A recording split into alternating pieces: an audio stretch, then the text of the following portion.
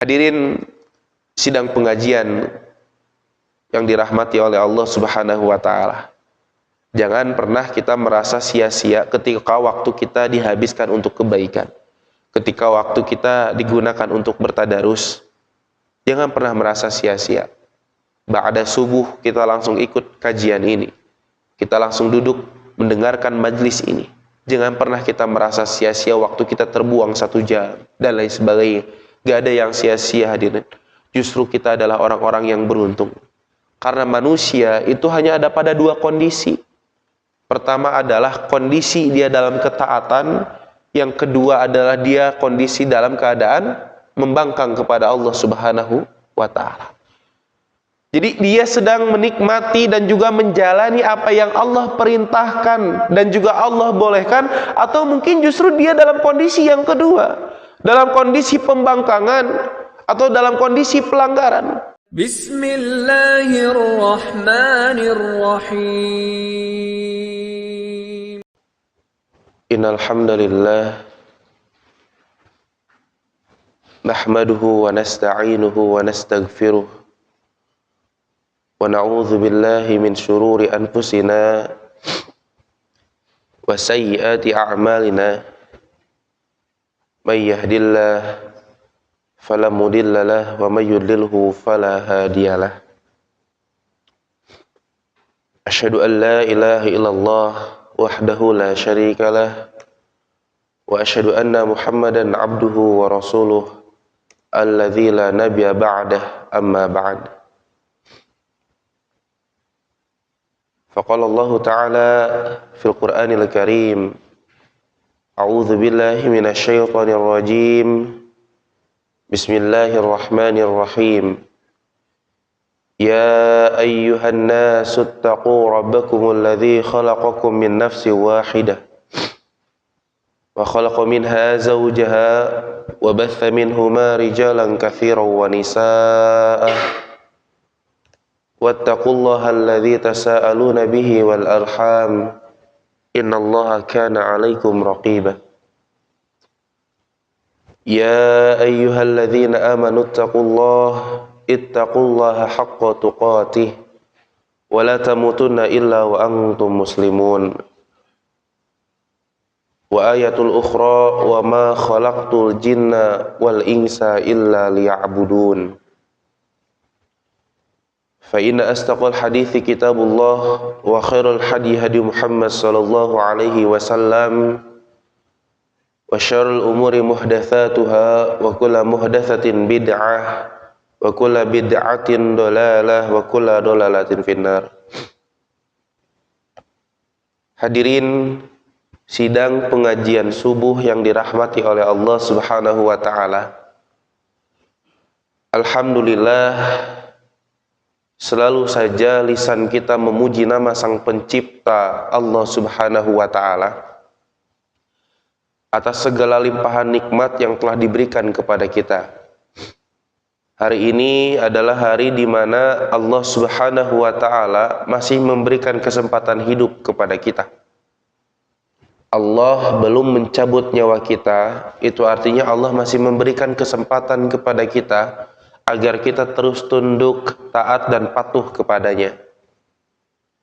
Siapapun di antara kita manusia yang oleh Allah masih diberikan kesempatan hidup sampai hari ini, maka itu adalah waktu emas kita, waktu di mana kita masih punya peluang untuk menambah amalan-amalan kebaikan, waktu di mana kita masih punya peluang untuk menambah amal-amal soleh.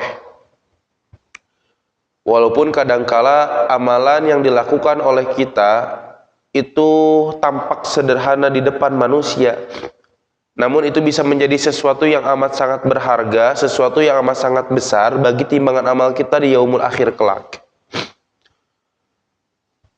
Hadirin, ada 1 atau 2 kalimat yang memang ini menjadi sesuatu yang berdampak pada timbangan kita, sesuatu yang amat berat, yaitu kalimat subhanallahi wa bihamdihi subhanallahil azim. 2 kalimat ini bisa menjadi sesuatu yang amat sangat berat bagi timbangan amal kita. Walaupun kadangkala ini di pandangan manusia itu tampak sederhana, tapi tidak sesederhana itu. Ringan untuk kita ucapkan, tapi berat bagi timbangan amal kita. Itulah yang disampaikan oleh baginda Nabi Shallallahu Alaihi Wasallam. Begitu pula bagi manusia-manusia yang pernah melakukan dosa, pernah bermaksiat kepada Allah, pernah melenceng dari ketaatan, maka selama dia masih hidup sampai hari ini, maka itu artinya Allah masih memberikan kesempatan untuk bertaubat kepadanya. Sehingga nantinya dia bisa terlepas dari segala konsekuensi atau hukuman-hukuman atas perbuatannya. Setiap peluang amal soleh yang sekiranya kita punya kesempatan, hadirin, maka jangan pernah kita sia-siakan. Kalau seandainya kita punya kesempatan untuk berbuat baik, maka eksekusi pada saat itu juga. Kalau seandainya kita punya kesempatan untuk melakukan satu kebaikan, maka lakukan pada saat itu juga. Kalau seandainya ada tetangga kita, ada kerabat kita yang datang kepada kita meminta pertolongan kita, maka jangan pernah kita tunda-tunda. Sekiranya kita mampu, bantulah mereka. Dan kalau seandainya kita beraktivitas, kita punya kesempatan luang juga, maka kita beristighfar kepada Allah, mampu untuk beristighfar, maka jangan pernah ditunda-tunda. Beristighfarlah kepada Allah Subhanahu wa ta'ala. Sebagaimana Sayyidina Ali radhiyallahu ta'ala an, beliau pernah menyampaikan begini: Allah tidak memudahkan lisan seorang hamba untuk beristighfar kepadanya kecuali karena Allah ingin mengampuninya dan Allah tidak ingin menghukumnya. Jadi kapanpun kita punya kesempatan untuk melakukan kebaikan, kapanpun kita punya kesempatan untuk beramal soleh, atau kapanpun kita punya kesempatan untuk bertaubat dan kembali kepada Allah Subhanahu wa ta'ala, jangan pernah ditunda-tunda, hadirin. Eksekusi pada saat itu juga. Jangan berikan ruang negosiasi setan untuk mempengaruhi kita. Jadi kalau Allah sudah berikan kesempatannya, maka tugas kita adalah mengeksekusi. Selanjutnya kita panjatkan salam hormat kita kepada utusan Allah, junjungan kita, uswatun hasanah hingga yaumul akhir, yakni Nabi Muhammad sallallahu alaihi wasallam, yang telah membawa hukum halal dan haramnya Allah, sehingga kita memiliki buku panduan mana yang boleh, mana yang tidak boleh. Bahkan dengan diutusnya beliau pun kita menjadi tahu dan juga mengenal serta mentauhidkan Tuhan kita Allah Subhanahu wa ta'ala. Hadirin sidang pengajian subuh yang dirahmati oleh Allah Subhanahu wa ta'ala, insyaallah pada kesempatan pagi hari ini kita akan mencoba untuk mengkaji satu tema bahasan kaitan dengan masalah pengabdian seorang hamba. Atau ini menjadi sesuatu alasan kenapa kita diciptakan, ini yang seharusnya menjadi prinsip tujuan hidup kita sampai kita pulang kepada Allah Subhanahu wa ta'ala. Tapi sebelum kita masuk pada pembahasan utamanya, hadirin, kita harus membiasakan, atau saya mengajak kita semua agar jangan pernah putus berdoa. Jangan pernah berhenti berdoa. Baik itu kita berdoa di waktu-waktu mustajab maupun di waktu-waktu yang biasa saja. Jangan pernah berhenti berdoa. Jangan pernah putus dalam berdoa. Misalnya kita datang ke majelis ini, kita datang untuk menghadiri pengajian, ini adalah satu amalan ibadah yang dimana kita punya kesempatan untuk berdoa kepada Allah Subhanahu wa ta'ala. Meminta kepada Allah, ya Allah, jadikan amalan yang aku lakukan pada pagi hari ini menjadi amalan mutaqabbalah. Jadi tidak hanya sebatas menghadiri pengajiannya saja, tapi kita juga berharap kepada Allah, memohon kepada Allah agar ibadah yang kita mulai pada hari ini itu menjadi ibadah yang diterima oleh Allah. Ya Allah, jadikan amalan yang aku lakukan pada pagi hari ini itu menjadi penyebab dihapuskannya dosa-dosa hamba. Ya Allah, sebagaimana Engkau saksikan kami hari ini duduk berkumpul di sini, maka tolong ya Allah, kumpulkan kembali kami di surgamu tanpa hisab. Berdoa kepada Allah, hadirin. Apalagi sekarang hanya beberapa waktu lagi kita mau masuk pada bulan Ramadan, yang dimana para salafus soleh ketika selepas Idul Fitri datang, itu mereka berdoa kepada Allah Subhanahu wa taala selama 6 bulan penuh. Berdoa kepada Allah ketika Ramadan itu sudah pergi, datang hilal Syawal, para sahabat, para salafus soleh itu berdoa kepada Allah, ya Allah, terima amalan-amalan ibadah yang kami lakukan selama bulan Ramadan. Ya Allah, terima amalan-amalan puasa kami. Ya Allah, terima amalan-amalan salat kami. Ya Allah, terima amalan-amalan tadarus kami, dan seterusnya. Berdoa para salafus soleh selama 6 bulan non-stop. Bukan hanya sekali, bukan hanya 2 kali, tapi 6 bulan non-stop, hadirin, selepas bulan Ramadan itu pergi. Tidak hanya cukup di situ. 6 bulan kemudiannya para salafus soleh pun tetap berdoa kepada Allah, tetap bermunajat kepada Allah Subhanahu wa taala agar dipertemukan kembali dengan Ramadan yang akan datang. Artinya, saya ingin mengajak kepada kita semua, jangan pernah putus berdoa kepada Allah Subhanahu wa taala dengan apa yang sudah kita kerjakan, baik itu dalam sisi ibadah. Bukan berarti kita tidak bersyukur, hadirin, bukan. Tapi karena kita merasa bahwasanya kita itu selalu kurang dalam melakukan satu amalan ibadah, gitu. Hadirin sidang pengajian subuh yang dirahmati oleh Allah Subhanahu wa taala, masuk pada pembahasan tema kita pada pagi hari ini kaitan dengan masalah pengabdian seorang hamba. Maka saya ingin mengajak hadirin sekalian untuk merenungi, bertanya, merefleksi, kenapa saya harus dilahirkan ke muka bumi ini? Kenapa saya ada? Kenapa Allah berikan saya rezeki? Kenapa Allah masih berikan kesempatan hidup kepada saya? Maka perlu kiranya kita untuk duduk sejenak, lantas kemudian kita berpikir, kita bertafakur menanyakan itu semua. Untuk apa? Untuk mengetahui esensi tujuan hidup kita diciptakan. Abu Darda radhiyallahu taala an memiliki kebiasaan ini, hadirin. Ketika Umar bin Khattab radhiyallahu taala an, beliau bertanya kebiasaan apa yang paling rutin dilakukan oleh Abu Darda, maka jawabannya adalah merenung. Jawabannya adalah bertafakur. Abu Darda itu bertanya-tanya, kenapa saya ada di sini? Kenapa orang tua saya ini? Kenapa pasangan saya ini? Kenapa anak saya sekian? Abu Darda pertanyakan itu semua, hadirin. Abu Darda merenung pada saat itu. Tujuannya bukan untuk memungkiri, tapi untuk dijadikan bahan poin perenungan dan juga mendatangkan jawaban atas setiap persoalan atau tujuan hidup, sehingga melahirkan kesadaran hidup itu sendiri.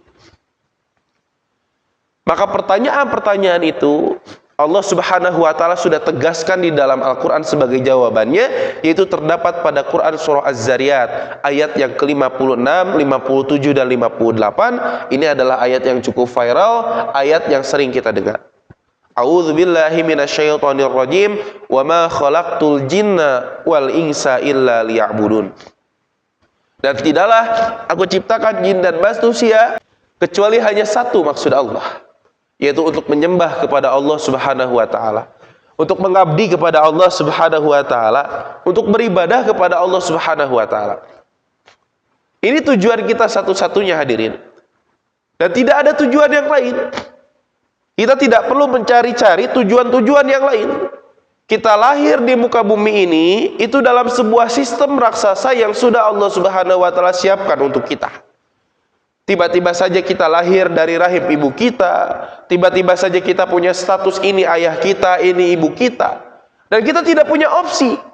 Kita tidak punya pilihan, hadirin. Saya tidak mau ayah ini, saya tidak mau ibu ini, saya inginnya ayah ini, saya inginnya ibu ini. Kita tidak punya pilihan itu. Dan tiba-tiba saja ayah kita bekerja mencari nafkah untuk membiayai kita dan juga ibu kita. Makanan yang sehat, rumah bersalin yang bagus, gitu kan, dan segala macam kebutuhan disiapkan untuk kita.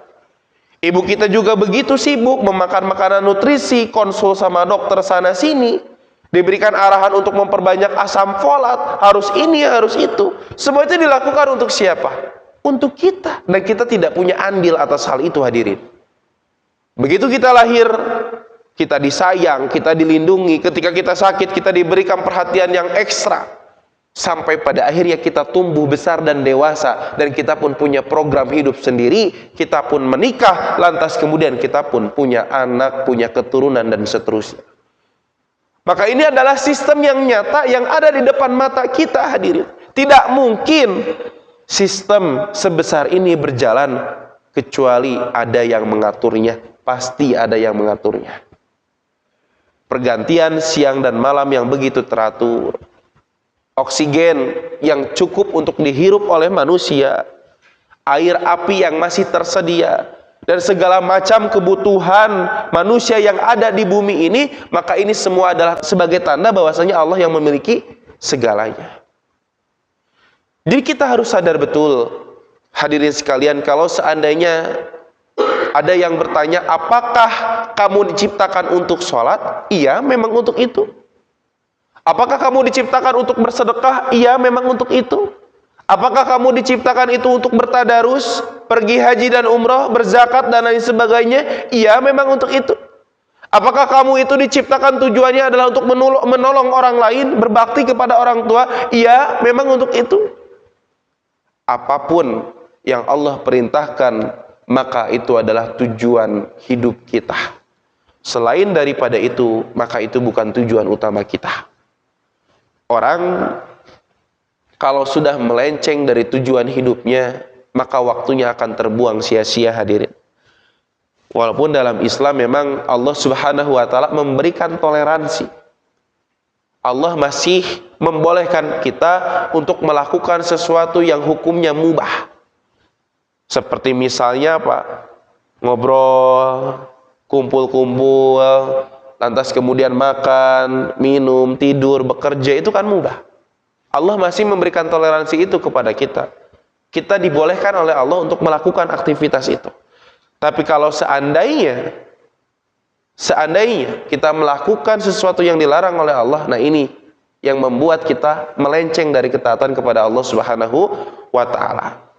Jadi tujuan utama kita, walaupun kita dibolehkan oleh Allah untuk melakukan sesuatu yang mubah, adalah bagaimana agar kita bisa menyelesaikan kewajiban kita dan menyempurnakannya dengan amalan-amalan sunnah kita. Jadi kalau ada orang yang mengutamakan hukum mubah, ada orang yang mengutamakan untuk melakukan aktivitas mubah daripada yang wajib, berarti dia keluar dari tujuan hidupnya. Berarti dia melenceng dari tujuan awal diciptakannya. Kalau ada orang yang lebih memilih tidur daripada sholat, itu artinya dia sudah keluar dari tujuan hidupnya. Bekerja itu tadi disampaikan, mubah boleh, silahkan. Nongkrong-nongkrong silahkan. Mau bersepeda misalkan, mau traveling dan lain sebagainya, boleh, silahkan. Itu mubah. Tapi kalau seandainya semua itu justru membuat kita meninggalkan kewajiban-kewajiban kita, melupakan kita untuk melaksanakan sholat tepat pada waktunya, maka kita sudah melenceng dari tujuan kita diciptakan, hadirin. Dan sebagai tamparan yang amat sangat keras, sebagai penguat Quran surah Az-Zariyat ayat 56 ini, Allah Subhanahu wa taala berfirman di dalam surah Al-Mu'minun ayat 115, "Afahasibtum annama khalaqnakum abatha wa annakum ilaina la turja'un." Di dalam Al-Mu'minun ayat 115 ini, hadirin, Allah Subhanahu wa taala menegaskan, apakah kalian mengira manusia bahwasanya kami menciptakan kalian itu hanya untuk main-main? Apakah kalian manusia mengira bahwasanya kami menciptakan kalian itu untuk kumpul-kumpul, untuk ngobrol kosong, apalagi untuk bermaksiat kepadaku? Apakah kalian mengira bahwasanya kami menciptakan kalian itu tanpa tujuan? Wa annakum ilaina la turja'un, sedangkan kalian akan kembali kepadaku, kata Allah. Maka makna dikembalikan kepadaku adalah bahwasanya kita akan kembali kepada Allah dan akan ada balasan, surga bagi yang patuh, sedangkan neraka bagi yang membangkang. Kemudian juga demikian di dalam Quran surah Al-Qiyamah, artinya hari kiamat, yaitu hari kebangkitan. Kita semua tahu dan pernah melihat bahwasanya orang itu meninggal, dan kita akan menyusul ke sana, hadirin. Kita akan menyusul, kita sedang dalam antrian. Begitu seseorang meninggal, lantas kemudian dibungkus oleh kain kafan, maka mereka itu langsung menjadi ahli kubur statusnya. Maka selesai sudah kisah dunianya. Tidak ada lagi yang tersisa kecuali hanya sekedar kenangan. Oh, itu bajunya ya, oh itu kesukaannya ya, oh ini makanan favoritnya ya, oh itu rumahnya ya. Tapi setelah beberapa waktu kemudian semuanya lupa, semuanya buyar. Kisah dunia telah berakhir, hadirin. Dan kita sudah diingatkan agar kita hati-hati dalam menghadapi hari tersebut. Nabi SAW bersabda, orang mukmin yang paling cerdas adalah orang yang selalu menyadari bahwasanya dia akan meninggal dunia. Dia sadar betul kalau dia nanti suatu saat akan kembali kepada Allah, dan ia selalu menyiapkan diri untuk menghadapi kematian tersebut. Ini adalah orang mukmin yang paling cerdas. Jadi tentunya ini bukan sesuatu yang memang tujuannya untuk menakut-nakuti, bukan. Jadi kalau orang sudah orientasinya Allah, kalau tujuannya sudah akhirat, maka waktunya itu akan maksimal untuk itu, beribadah kepada Allah. Dia akan sibuk dari satu kebaikan kepada kebaikan yang lain. Dia akan sibuk dari satu ibadah ke ibadah yang lain. Dia menunggu waktu sholat yang satu menuju waktu sholat yang lain. Dan itulah yang dimaksud dengan tema kita hari ini, pengabdian seorang hamba. Memang kita itu mengabdi kepada Allah Subhanahu wa Ta'ala itu harus secara abadi. Di dunia kita begitu, di akhirat pun nanti kita akan terus begitu. Dan kita akan mendapatkan balasan atas setiap yang kita lakukan. Di dalam surah Al-Qiyamah ayat yang ke-36 ini Allah Subhanahu wa Ta'ala berfirman, ayahsabul insanu ayyutsraka sudah. Hai manusia, apakah kalian mengira bahwasanya kalian akan dibiarkan begitu saja tanpa ada pertanggungjawaban? Firman ini diturunkan oleh Allah 1400 tahun yang lalu, hadirin. Kata Allah, apakah kalian manusia mengira bahwasanya kalian boleh berbuat semaunya, tidak mengikuti hukum Allah, tidak ada balasan pahala atas perbuatan baik, tidak ada hukuman atas perbuatan buruk? Imam Syafi'i rahimahullah, pada saat beliau membaca surah Al-Qiyamah ini, hadirin, maka Imam Syafi'i berkomentar, la yu'maru wa la yunha. Apakah manusia mengira bahwasanya mereka tidak akan disuruh? Apakah manusia mengira bahwasanya mereka tidak akan diperintah? Apakah manusia mengira bahwasanya mereka tidak akan dilarang? Bahkan para ulama yang lain pun menambahkan, wala yuthabu wala yu'aqqaf. Apakah manusia mengira bahwasanya mereka tidak akan dibalas dengan pahala atas perbuatan baik dan tidak akan dibalas dengan hukuman atas perbuatan buruk? Maka Imam Ibnu Qayyim rahimahullah menyebutkan di dalam kitab Madarijus Salikinnya bahwasanya jadikan bumi ini sebagai tempat persinggahan kita. Kita di sini adalah sebagai seseorang yang sedang safar, seseorang musafir, yang dimana ini bukan tempat tinggal asli kita, ini bukan kampung halaman kita, tapi bumi ini adalah sebagai tempat persinggahan kita sampai pada akhirnya sudah sejauh mana kita siap untuk pulang kembali kepada Allah Subhanahu wa Ta'ala. Dan ketika kita masih berada di tempat persinggahan ini, maka semuanya kembali dan bermuara kepada iyyaka na'budu wa iyyaka nasta'in, dan hanyalah kepada Allah kami beribadah dan kepada Allah lah kami meminta pertolongan. Hadirin sidang pengajian yang dirahmati oleh Allah Subhanahu wa Ta'ala, jangan pernah kita merasa sia-sia ketika waktu kita dihabiskan untuk kebaikan, ketika waktu kita digunakan untuk bertadarus. Jangan pernah merasa sia-sia. Ba'da subuh kita langsung ikut kajian ini, kita langsung duduk mendengarkan majlis ini. Jangan pernah kita merasa sia-sia waktu kita terbuang 1 jam dan lain sebagainya. Gak ada yang sia-sia, hadirin. Justru kita adalah orang-orang yang beruntung. Karena manusia itu hanya ada pada 2 kondisi. Pertama adalah kondisi dia dalam ketaatan. Yang kedua adalah dia kondisi dalam keadaan membangkang kepada Allah Subhanahu wa Ta'ala. Jadi dia sedang menikmati dan juga menjalani apa yang Allah perintahkan dan juga Allah bolehkan. Atau mungkin justru dia dalam kondisi yang kedua, dalam kondisi pembangkangan atau dalam kondisi pelanggaran. Maka kalau kita ditanya, tentu kita akan memilih kondisi yang pertama, yaitu adalah kondisi dalam ketaatan, kondisi di mana kita menikmati dan menjalankan setiap perintah dan apapun yang Allah bolehkan. Dan ada satu keistimewaan yang luar biasa yang Allah berikan kepada manusia. Ketika manusia itu melenceng dari ketaatan, ketika manusia ini keluar dari tujuan hidup, ketika manusia ini bermaksiat kepada Allah. Karena kita sadar betul hadirin, kita sadar betul bahwasanya kita semua ini itu pasti pernah melakukan kesalahan, pasti pernah berbuat dosa kepada Allah Subhanahu wa taala. Tiada manusia yang suci, tiada manusia yang memang tidak melakukan kesalahan. Makanya di dalam Al-Quran Allah menyebutkan innallaha yuhibbut tawwabin. Allah itu mencintai hamba-hamba yang bertaubat. Karena tahu hamba-hambanya itu pasti pernah melakukan kesalahan. Jadi kalau ada manusia yang memang dia merasa dirinya tidak pernah bersalah, dipertanyakan dipertanyakan status manusianya. Karena kalau betul-betul masih manusia 100% itu berarti dia pasti pernah melakukan kesalahan. Mustahil tidak melakukan kesalahan. Jadi ketika manusia ini melakukan pelanggaran, manusia ini keluar dari ketaatan, maka di dalam Quran surah Az-Zumar ayat 53 Allah Subhanahu wa taala berfirman, "Qul ya ibadiyalladzina asrafu ala anfusihim la taqnatu mir rahmatillah." Jadi kata Allah Subhanahu wa taala, "Wahai hamba-hambaku yang melampaui batas." Kita tahu hadirin, banyak sekali manusia yang melakukan maksiat kepada Allah, melakukan satu dosa yang berbeda-beda. Ada orang yang sukanya mabuk-mabukan, ada orang yang sukanya berzina, ada orang yang sukanya menipu. Ya, ketika melakukan sebuah kesalahan, melakukan sebuah dosa kepada Allah. Ada juga orang yang membunuh dan lain sebagainya. Tapi Allah tidak sebut, wahai hamba-hambaku yang suka membunuh, wahai hamba-hambaku yang suka mabuk-mabukan, atau hai kalian para penzina, hai kalian para koruptor, hai kalian para penipu. Allah nggak bilang begitu. Tapi Allah bilang, qul ya ibadiyalladzina asrafu ala anfusihim. Wahai kalian hamba-hambaku yang telah melampaui batas atas diri kalian.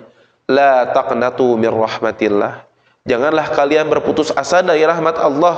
Innallaha yaghfiru dzunuba jami'a innahu huwal ghafurur rahim. Meminta ampunlah kepada Allah, beristighfarlah kepada Allah. Sungguh ampunan Allah itu jauh lebih besar dan jauh lebih luas daripada dosa kalian, daripada alam semesta ini. Maka ini adalah satu ayat yang menjelaskan betapa pentingnya kita segera sadar untuk kembali kepada Allah, segera bertaubat kepada Allah Subhanahu wa ta'ala. Kalau kita kerja di perusahaan hadirin, pada saat kita melanggar, lantas kemudian kita juga melanggar pelanggaran yang berat. Ketika kita melakukan pelanggaran yang berat, terus kemudian didapati oleh perusahaan atau oleh atasan kita, apakah mungkin kita masih diberikan tiket kesempatan untuk bekerja di sana? Lantas kemudian juga masih diberikan berbagai fasilitas yang ada. Rasa-rasanya mustahil kalau kita sudah melanggar sesuatu yang berat, lantas kemudian perusahaan masih memkerjakan kita. Rasa-rasanya mustahil. Kalau kita sudah menipu perusahaan kita, kita sudah memanipulasi data di perusahaan kita atau mencuri keuangan perusahaan kita, lantas kemudian diketahui, maka niscaya pasti kita dipecat, pasti kita di-out, dan bahkan mungkin di blacklist dari perusahaan-perusahaan yang lainnya. Tapi Allah Subhanahu wa ta'ala hadirin, Allah maha baik. Allah tidak langsung mencabut nyawa kita ketika kita berbuat dosa kepadanya. Kebayang gak hadirin? Kalau seandainya Allah seperti tempat kita bekerja, Allah seperti atasan kita, ketika kita sedang bermaksiat langsung Allah cabut nyawa kita. Atau minimal fasilitasnya Allah cabut. Ketika misalkan kita sedang memandang atau melihat sesuatu yang dilarang oleh Allah Subhanahu wa ta'ala, tiba-tiba mata kita tidak bisa melihat. Atau mungkin ketika lisan kita ini fasilitas pemberian Allah, membicarakan orang lain, menggunjing orang lain, memfitnah orang lain dan lain sebagainya, tiba-tiba langsung saja lisan kita tidak bisa berbicara. Atau mungkin telinga ini adalah pemberian fasilitas dari Allah Subhanahu wa ta'ala. Ketika senang mendengar sesuatu yang salah, senang mendengar sesuatu yang dibenci oleh Allah, lantas kemudian dicabut itu pendengarannya sehingga tidak bisa mendengar lagi. Apakah Allah seperti itu hadirin? Tidak. Allah tidak demikian. Allah masih memberikan kesempatan kepada hamba-hambanya agar segera bertaubat kepada Allah Subhanahu wa ta'ala. Hadirin sekalian yang dirahmati oleh Allah Subhanahu wa ta'ala, melanjutkan surah Az-Zariyat ayat 56 ini, maka kita harus lihat ayat 57 dan ayat 58-nya. Karena kalau kita membaca ayat 56 ini secara tekstual, ini justru nanti memunculkan pertanyaan-pertanyaan yang baru. Wa ma khalaqtul jinna wal insa illa liya'budun, dan tidaklah aku ciptakan jin dan manusia kecuali hanya untuk beribadah kepadaku. Khawatirnya nanti ada kesimpulan bahwasanya Allah menyuruhku untuk beribadah kepadanya karena Allah butuh dengan kita. Nanti khawatirnya ada pemikiran yang seperti ini.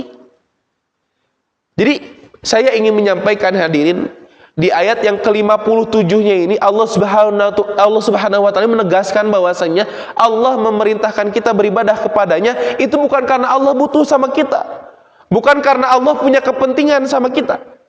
Kenapa ada orang yang sholatnya itu buru-buru, Allah, Allah, Allah, Allah, Allah, Allah, baru juga takbiratul ihram tiba-tiba udah salam lagi?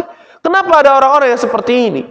Kita dapati setiap tahun video kiriman ada orang yang sholat tarawih, misalkan qiyamul lail, ya, qiyam Ramadan, 23 rakaat, 11 rakaat hanya waktu 10 menit dihabiskan. Kenapa bisa demikian? Itu karena mereka berpikir bahwasanya Allah yang butuh dengan ibadah mereka, Allah yang butuh dengan sholat mereka, Allah yang butuh untuk disujudi oleh mereka. Ini cara berpikir yang keliru, ini cara berpikir yang salah. Seakan-akan ketika kita sholat itu kita hanya menggugurkan kewajiban saja, kita hanya memberikan setoran kewajiban kita saja. Ini salah hadirin. Dan kita harus ketahui bahwasanya ketika sholat kita asal-asalan, maka ibadah kita, sholat kita tidak akan diterima oleh Allah Subhanahu wa ta'ala. Ada satu hadis yang mudah-mudahan ini menjadi satu catatan penting bagi kita sekalian, sehingga kita melakukan sholat kita dengan maksimal. Inna rajula la yusalli sholata sittina sanah walam tuqbal lahu sholah. Sesungguhnya kata Nabi SAW, ada seseorang yang sholat selama sittina sanah, selama 60 tahun dia sholat. Kalau kita hitung misalkan dari dia mulai balik misalkan di usia 12 tahun atau 15 tahun, artinya ini sudah melampaui usia 70. Kata Rasul, ada seseorang yang memang dia beribadah kepada Allah, sholat kepada Allah selama 60 tahun, walam tuqbal lahu sholah, tapi tidak ada satupun sholatnya yang diterima hadirin. Selama 60 tahun ia pergi ke masjid, selama 60 tahun misalkan, ya, ia beribadah kepada Allah, sujud kepada Allah, ruku kepada Allah, bertakbir kepada Allah, tapi kata Nabi SAW, walam tuqbal lahu sholah, tidak ada satupun sholatnya yang diterima. Kenapa? Yutimmur ruku'ahu wala yutimmus sujudah, yutimmus sujudahu wala yutimmur ruku'ah. Rukunya sempurna, sujudnya enggak sempurna. Sujudnya sempurna, rukunya yang enggak sempurna, asal-asalan sholat. Maka hadis ini menjadi satu catatan penting bagi kita bahwasanya kita beribadah kepada Allah, sholat kepada Allah bukan untuk menggugurkan kewajiban kita. Dan jangan pernah berpikir bahwasanya Allah yang butuh dengan kita. Allah tidak butuh dengan kita hadirin. Allah tidak butuh dengan ibadah kita. Allah tidak butuh dengan sholat kita. Allah tidak butuh dengan puasa kita. Allah tidak butuh dengan zakat kita. Allah tidak butuh dengan itu semua hadirin sekalian. Jangan dipikir bahwasanya kita ibadah kepada Allah karena Allah yang butuh. Apakah kalau seandainya semua umat manusia di alam semesta ini mengucapkan Allahu Akbar, Allah Maha Besar, lantas kemudian Allah menjadi semakin besar hadirin? Tidak. Apakah kalau seandainya semua manusia di muka bumi ini tidak ada yang mengucapkan Allahu Akbar, tidak ada yang mengucapkan Allah Maha Besar, apakah lantas kemudian Allah menjadi kecil hadirin? Tidak. Wallahi, demi Allah, itu tidak berpengaruh bagi Allah Subhanahu wa ta'ala. Ada amat sangat banyak makhluk Allah di alam semesta ini yang jauh lebih taat, yang sering patuh dan tidak pernah membangkang kepada Allah. Allah memiliki makhluk yang bernama malaikat yang Allah sebutkan di dalam Al-Quran, la yas'amun, mereka tidak akan pernah mengeluh, mereka tidak akan pernah membangkang, mereka tidak akan pernah bosan dalam beribadah kepada Allah Subhanahu wa ta'ala. Maka jangan pernah kita menganggap bahwasanya Allah yang butuh dengan ibadah kita. Dan ada satu hadis qudsi Allah Subhanahu wa taala yang berfirman secara langsung hadirin melalui sabda Nabi Muhammad sallallahu alaihi wasallam, "Law anna awwalakum wa akhirakum wa insakum wa jinnakum ala atqa qalbi rajuli wahidin minkum ma zada dzalika fi mulki syai'ah."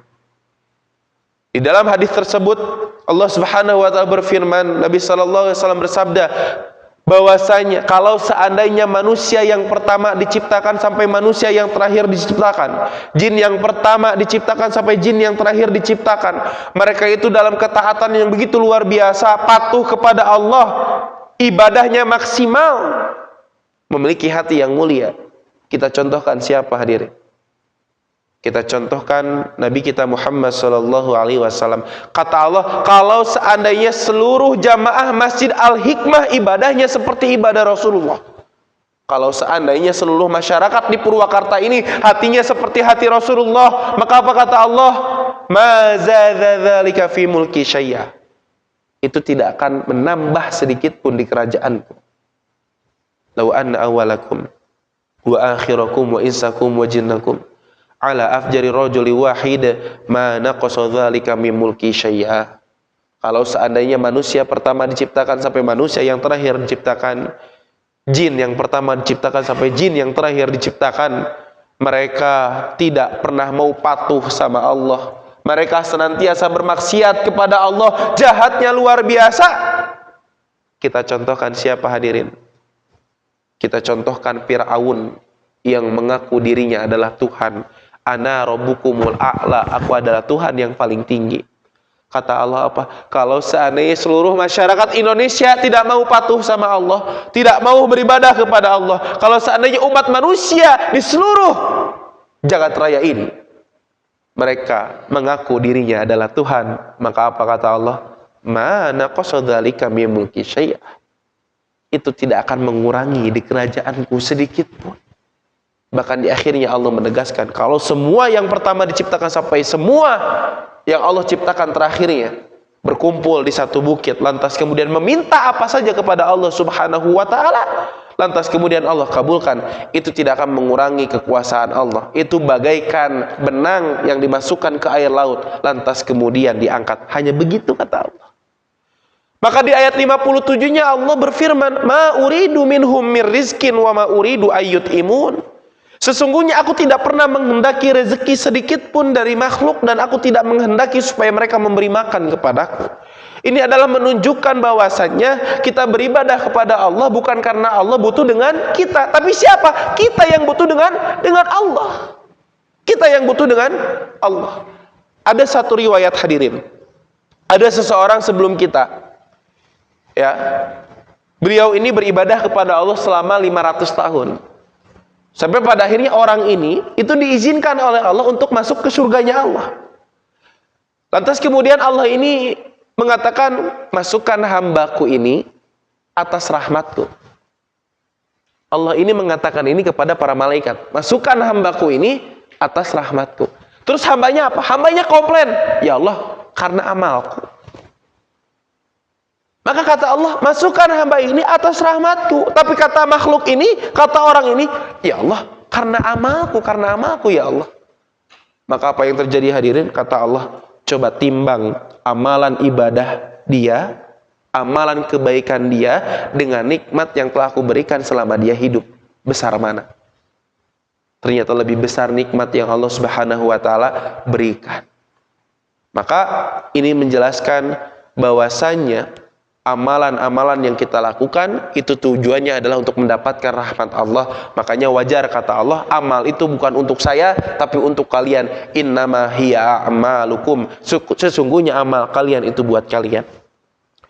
Dan di akhir surah Az-Zariyat ayat yang ke-58 Allah Subhanahu wa taala memperkuat, innallaha huwar razzaq dzul quwwatil matin. Sesungguhnya Allah lah yang memberikan rezeki, Allah itu Maha Razzaq. Rozak ini diartikan adalah sesuatu yang tanpa batas. Ya, sesuatu yang tanpa batas. Kekuasaan Allah itu tidak akan pernah putus, kekuasaan Allah itu tidak akan berkurang. Inilah yang dimaksud dengan pembahasan kita pada pagi hari ini, pengabdian seorang hamba. Bahwasanya kita harus sadar betul hadirin, kita dihidupkan, kita punya tujuan. dan tujuannya adalah untuk mendapatkan rahmat Allah Subhanahu wa taala dan mendapatkan kehidupan layak ketika kita kembali kepada Allah Subhanahu wa taala. Maka bukan hanya itu, bukan hanya akhirat yang akan kita dapatkan, bukan hanya surga yang akan kita dapatkan kalau seandainya kita sudah patuh kepada Allah, taat kepada Allah, tapi juga kehidupan yang selamat, kehidupan yang bahagia akan kita dapatkan selama kita hidup di dunia. Hadirin sidang pengajian yang dirahmati oleh Allah Subhanahu wa taala. Kalau Allah Subhanahu wa taala sudah berjanji, maka Allah tidak akan pernah mengingkari. Innallaha la yukhliful mi'ad. Sesungguhnya Allah tidak akan pernah mengingkari janji-janjinya. Maka Allah sudah memberikan janji kalau seandainya kita beriman kepada Allah dan melakukan amal soleh ataupun amalan kebaikan-kebaikan dan ibadah yang lainnya, maka Allah akan berikan kekuasaan kita di muka bumi. Allah akan memberikan ketenangan dalam hidup kita. Allah akan jauhkan hati kita dari kegelisahan. Allah akan jauhkan hati kita dari kekhawatiran. Maka ini adalah sesuatu yang Allah janjikan, dan janji Allah itu benar. Innallaha la yukhliful mi'ad. Sesungguhnya Allah tidak akan mengingkari janji. Demikian yang bisa kami sampaikan, hadirin sekalian. Mudah-mudahan ini menjadi satu catatan refleksi penting bagi kita sekalian sambil kita menunggu waktu kita untuk masuk ke bulan Ramadan, dan juga berharap kepada Allah agar kita bertemu di bulan Ramadan dan juga dimampukan fisik kita, pikiran kita, hati kita untuk senantiasa beribadah kepada Allah Subhanahu wa taala. Akhiru kalam, aqulu qouli hadza wa astaghfirullahi wa lakum. Wassalamualaikum warahmatullahi wabarakatuh.